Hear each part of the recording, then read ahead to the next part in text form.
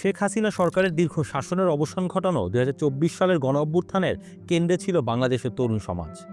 দমন, পীড়ন, বেকারত্ব এবং বংশানুক্রমিক রাজনীতির প্রতি তীব্র ক্ষোভ থেকে এই আন্দোলনের সূত্রপাত হয়েছিল। অনেকেরই আশা ও বিশ্বাস ছিল যে এই বিক্ষোভের মাধ্যমে সাম্য, সংস্কার এবং গণতান্ত্রিক পুনর্জাগরণের এক নতুন বাংলাদেশ বিনির্মাণ হবে।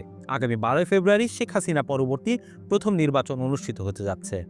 তবে নির্বাচনকে ঘিরে জেনজি প্রজন্মের তরুণ ভোটারদের উচ্ছ্বাস এখন অনেকটাই ম্লান। যদিও এই নির্বাচনে একটি অবাধ ভোটের প্রতিশ্রুতি রয়েছে, তবুও অনেক তরুণের মতে রাজনৈতিক প্রেক্ষাপট অর্থবহ কোনো পরিবর্তন কিংবা নির্ভরযোগ্য নতুন বিকল্প তুলে ধরতে ব্যর্থ হয়েছে।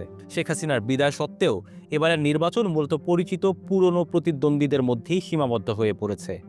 একদিকে খালেদা জিয়ার বাংলাদেশ জাতীয়তাবাদী দল বিএনপি এবং অন্যদিকে ইসলামপন্থী জামায়াতে ইসলামী। জনমত জরিপ অনুযায়ী বিতর্কিত হওয়া সত্ত্বেও এই প্রতিষ্ঠিত দলগুলোই বর্তমানে প্রভাব বিস্তার করে আছে, যা অনেক তরুণ ভোটারকে হতাশ করেছে।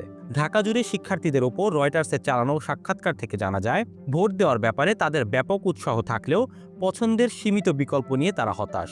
অনেকের মতেই গণঅভ্যুত্থানের ফলে রাজনৈতিক ব্যবস্থার যে আমূল পরিবর্তনের প্রত্যাশা ছিল, তা না হয়ে বরং ব্যবস্থাটি এখনও সেই পুরনো ক্ষমতা কাঠামোর মধ্যেই আটকা পড়ে আছে। মোট ভোটারের 4 ভাগের 1 ভাগের বেশি হওয়া সত্ত্বেও প্রত্যাশা ছিল জেনজি প্রজন্মের ভোটাররা আন্দোলনকারী নেতাদের হাত ধরে গঠিত নতুন রাজনৈতিক দল জাতীয় নাগরিক পার্টি সমর্থন করবে। তবে জামায়াতে ইসলামীর সাথে এই রাজনৈতিক দলের মিত্রতা অনেককে হতাশ ও বিমুখ করেছে, যারা মূলত অতীতের রাজনীতি থেকে সম্পূর্ণ বিচ্ছিন্ন একটি পরিচ্ছন্ন সূচনার আশা করেছিলেন। বর্তমানে কিছু তরুণ ভোটার এই নির্বাচনকে পুরনো রাজনৈতিক অভিজাত গোষ্ঠী এবং ছাত্র ইসলামপন্থী ব্লকের মধ্যে একটি বাধ্যতামূলক পছন্দ হিসাবে দেখছেন। তাদের মতে এটি সেই গণ অভ্যুত্থানের নৈতিক অবস্থানকে ক্ষুণ্ণ করছে, যা একসময় ব্যাপক সংস্কারের প্রতিশ্রুতি দিয়েছিল।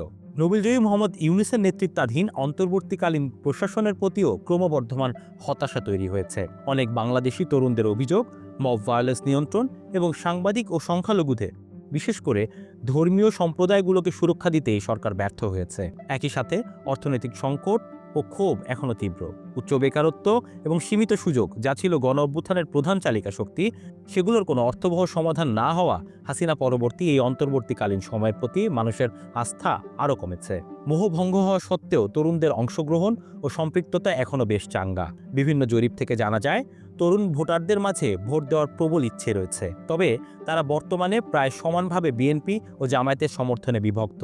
রাষ্ট্রীয় প্রতিষ্ঠানের সংস্কার, যার মধ্যে রয়েছে মেয়াদের সীমাবদ্ধতা এবং বিচার বিভাগের স্বাধীনতা সংক্রান্ত গণভোট, এই নির্বাচনের গুরুত্ব আরও বাড়িয়ে দিয়েছে। বহু বছরের সংকুচিত রাজনৈতিক পরিসরের পর অনেকের কাছে এই নির্বাচনে অংশগ্রহণ করতে পারাটাই একটি বড় অগ্রগতি হিসেবে গণ্য হচ্ছে। কিছু তরুণ নেতা সংস্কারের আশা ছাড়তে নারাজ।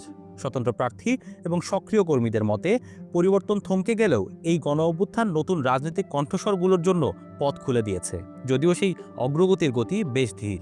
অনেক জেনজি প্রজন্মের ভোটারদের মতে তাদের আশা ভঙ্গ হয়েছে ঠিকই, কিন্তু একেবারে শেষ হয়ে যায়নি। বর্তমানে তারা হয়তো চেনা বা প্রতিষ্ঠিত রাজনৈতিক দলগুলোর দিকেই ফিরে যাচ্ছে, কিন্তু একটি প্রকৃত নতুন রাজনৈতিক কাঠামোর আকাঙ্ক্ষা এখনও তাদের মনে গভীরভাবে বেঁচে আছে।